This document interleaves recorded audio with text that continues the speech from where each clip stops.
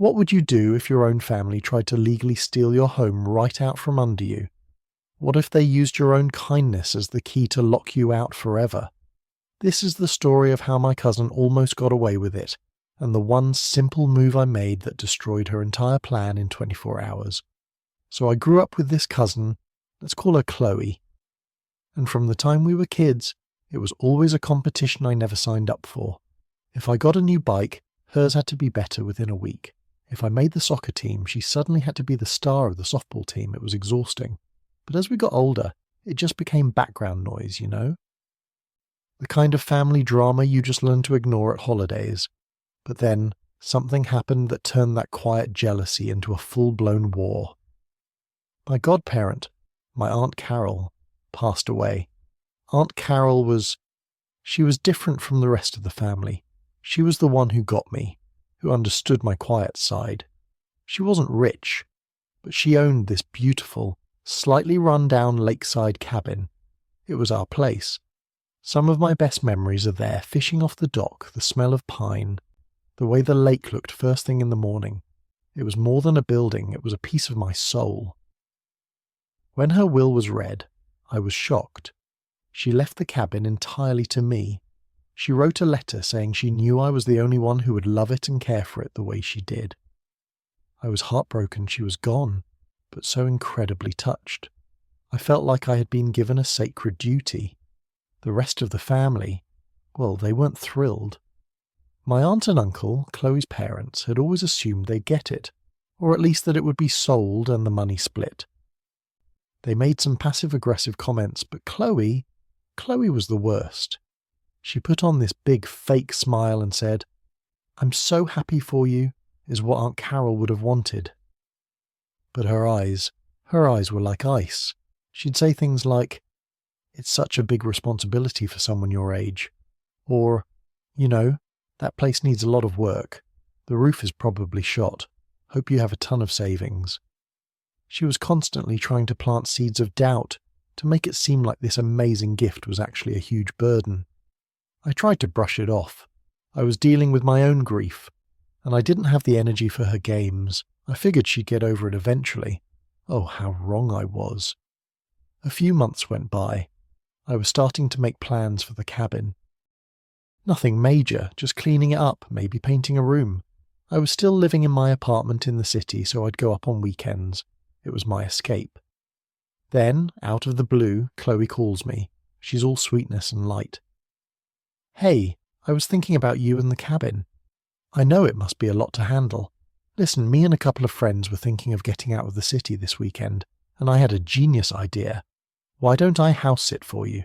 I can air the place out, do some weeding, you know. Just keep an eye on things. It would really help me relax, and it would be one less thing for you to worry about." My immediate gut feeling was a solid no. This was my space. The last thing I wanted was Chloe and her friends trampling through it. But she was so persistent. "Come on, we're family, don't you trust me? I just want to help." It's what Aunt Carol would have wanted, for family to stick together. She knew exactly what buttons to push. She used my aunt's memory against me. She made me feel like I was being selfish and paranoid for not wanting her there. After a week of her nagging, I finally caved. I told myself it was just for a weekend. What was the worst that could happen? Famous last words, right? I met her at the cabin that Friday afternoon to give her the key. She was with two friends and they were already unloading coolers and bags. She barely looked at me. She just snatched the key and said, "Thanks, we'll take it from here." I felt a knot in my stomach, but I ignored it. "Please take care of it, Chloe. This place means a lot to me." She just waved me off. Yeah, don't worry, we'll be perfect angels." That was the last time I saw the inside of my own cabin for a while. The weekend passes. Sunday evening rolls around and I text her. "Hey, what time are you heading out, bro?" I was thinking of stopping by tomorrow to check on things. No response, I call. It goes straight to voicemail. Now I'm getting a really, really bad feeling. I jump in my car and drive the hour and a half to the lake. It's getting dark by the time I pull up. The place looks quiet. Their cars are gone. I walk up to the front door and pull out my key. It doesn't fit. I look closer. The lock is brand new. It's been completely changed. My heart just drops into my shoes. I start pounding on the door. "Chloe, open up." "What is this?" Nothing. Complete silence. I'm freaking out now. I'm calling her phone over and over. Finally, after about 10 tries, she answers. Her voice is calm, cold. "Oh, hey. Yeah, I decided to stay a little longer. It's so peaceful up here," I'm practically shouting. "Chloe, you changed the locks. On my house. What are you doing?" And then she says the words that make my blood run cold. "It's not your house right now. I'm a tenant. I have rights. I've established residency. If you have a problem, you can talk to my lawyer. Don't try to come in. That's illegal. It's harassment." And she hangs up. I'm standing on my own porch in the dark, locked out of my own inheritance. She wasn't house-sitting. She was staging a takeover. She was stealing my cabin using squatter's rights, or what she called tenant rights. She played me perfectly. She used my trust to get in the door, and then she literally locked me out. I drove home that night in a complete daze. I was shaking with a mix of rage and pure panic. This couldn't be happening. How could she do this? My own family. I called my parents and they were useless. "Oh, I'm sure she doesn't mean it," my mum said. "She's just being dramatic. Just give her a few days and she'll get bored." They didn't get it. They never took Chloe's behaviour seriously. I felt so alone. I spent the whole night just staring at the ceiling, my mind racing. I could get a lawyer, but that could take months and cost thousands. What if she trashed the place in the meantime? What if she really did find some legal loophole to stay? The next morning I was exhausted, but the panic had hardened into a cold, clear determination. She was not getting away with this. I wasn't going to scream or fight with her. That's what she wanted. She wanted a dramatic, emotional battle. I decided I wasn't going to play her game. I was going to play a different one entirely, a quieter, smarter one. My first stop wasn't a lawyer's office. It was the county courthouse. I went to the recorder's office and asked for every single public document related to my property. I needed to know everything. And that's when I found my first clue. A small, outstanding property tax bill. It wasn't huge, maybe $1,000. Aunt Carol had been a little behind, and it had just carried over to the estate. It wasn't enough for the county to seize the place or anything, but it was a loose end. And in a legal battle, loose ends are weaknesses. So I did the simplest thing imaginable. I walked over to the tax assessor's office and I paid the bill in full. Right then and there, I got a stamped receipt that proved I, as the owner, was settling the affairs of the estate. It was a small action, but it felt powerful. It was the first concrete step in taking back what was mine. Then I went back to the recorder's office with the official death certificate and the will. I made absolutely 100% sure that the deed was properly recorded in my name and my name only. I asked the clerk, a very nice older woman, to confirm it was all in order. She looked it up and said, "Yes, dear, it's all right here. You're the sole owner. No liens, no other claims."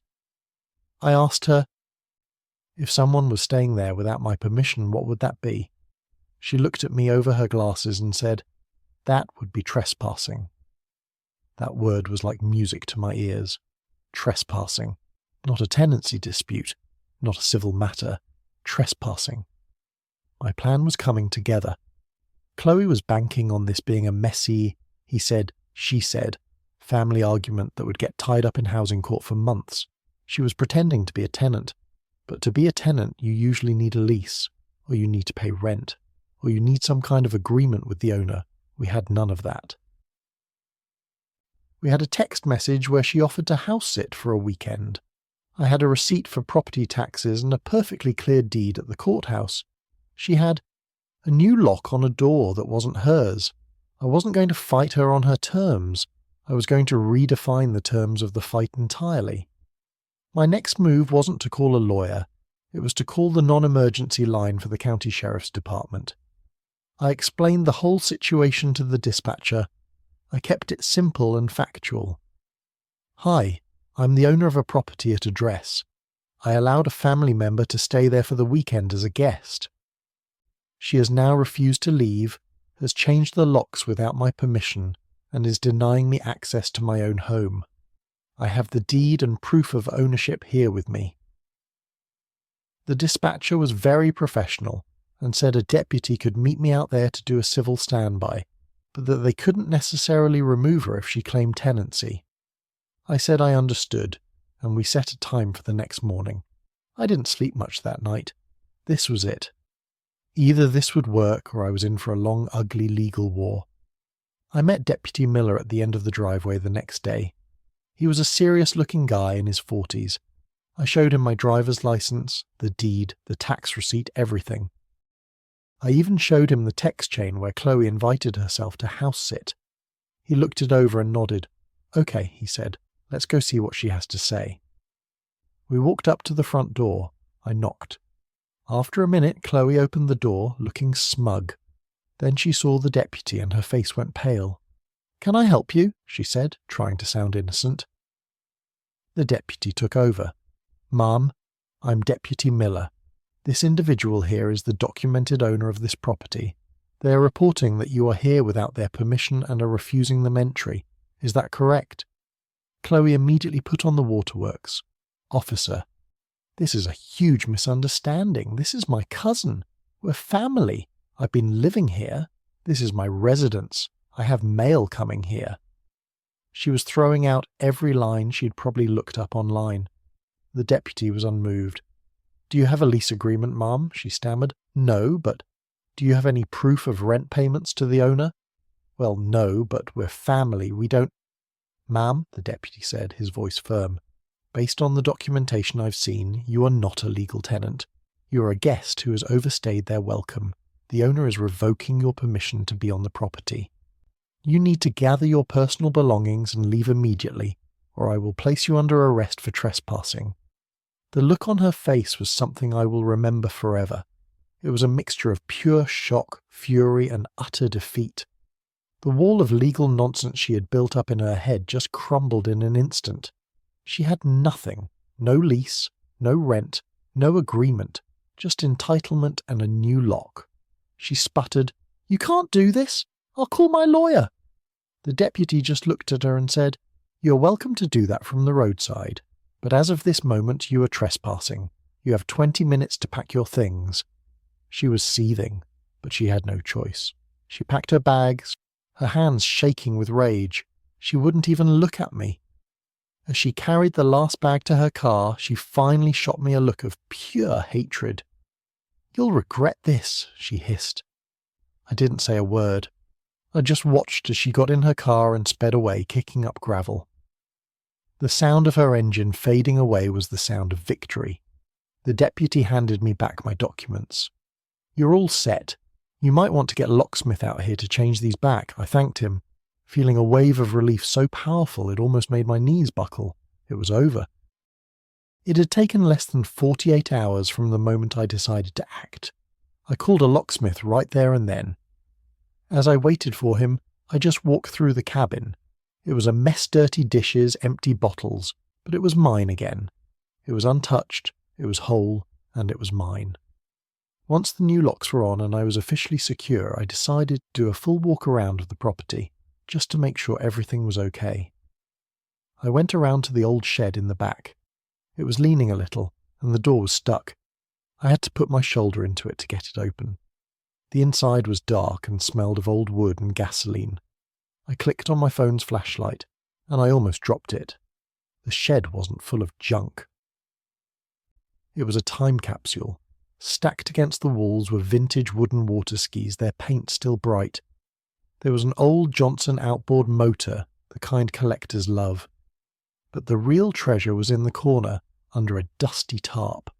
I pulled it back and there were two of them. Classic Indian Scout motorcycles from the 1940s. They were a little rusty, but they were mostly complete. My Aunt Carol and her husband had been avid collectors back in the day, but I had no idea this stuff was still here. My hands were trembling as I looked up the models on my phone. Just one of those motorcycles, in restored condition, could be worth over $20,000. The outboard motor, the skis. It was all valuable. This wasn't just junk. This was a secret inheritance within my inheritance. The money from selling just one of those bikes would be more than enough to completely renovate the cabin, to fix the roof, to modernize the kitchen, to make it truly mine. It felt like a final gift from Aunt Carol, a reward for fighting for what was ours. In the end, Chloe's greed cost her everything, her relationship with me, her standing in the family, and any chance of ever setting foot on that property again. I heard through the family grapevine that she was absolutely humiliated, and her parents were finally forced to see her for who she really was. They were furious with her for causing such a scene. I never pressed charges for the trespassing. Her public downfall was punishment enough. The cabin is now fully renovated, better than ever, paid for by the hidden treasures in that shed. It's my sanctuary, and I guard it a little more carefully now. The lesson was simple, but it cost me a lot to learn it. Protect your assets from wolves in sheep's clothing. If you have a story about justice being served, I want to hear it. Tell me in the comments.